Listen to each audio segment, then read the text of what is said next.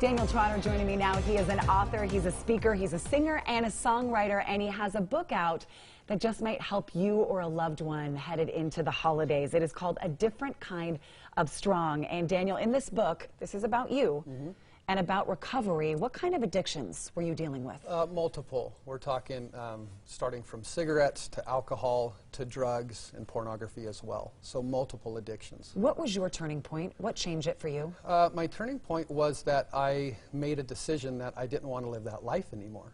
It had to come from me. I had tried before to try to stop doing some of these things and these behaviors, but I really had to get to a point to where I said, you know what, I need a change. Was it rock bottom? Would you call it rock bottom?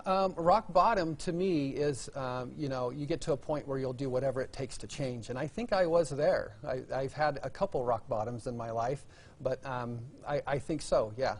What is the best thing for individuals dealing with addiction to do during the holidays? Is this a tough time of year?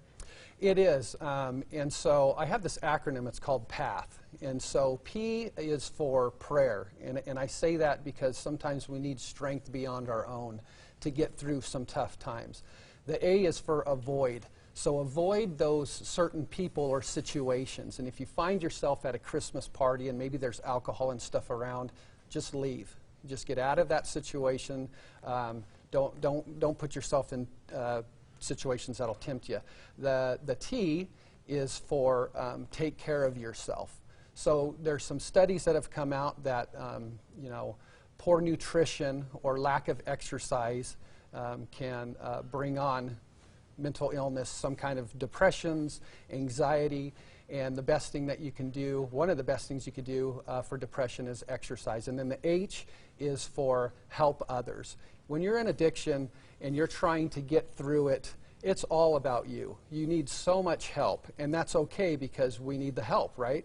But if you want to get outside of yourself and stop thinking about so many of the problems and the things that you're dealing with, if you go out and you lift somebody, you're going to lift yourself as well. What did you turn to? What helped you make that shift from addictive behaviors over to this over here? Well, I think the big one was health and fitness. I actually got into that. I became a certified trainer. I owned a gym at one point and just kind of went down that avenue, but I would also say my faith. Are you in recovery all the time, or do you ever say to yourself, no, I think I've got it now, or is it a process? Well, I talk to people about this because recovery can also be just as you know, frustrating as addiction, because sometimes you can be chained to your recovery. What I try to help people to understand is you can go beyond recovery. So I don't have to worry about my addiction, but at the same time, I'm not going to walk into a bar, right?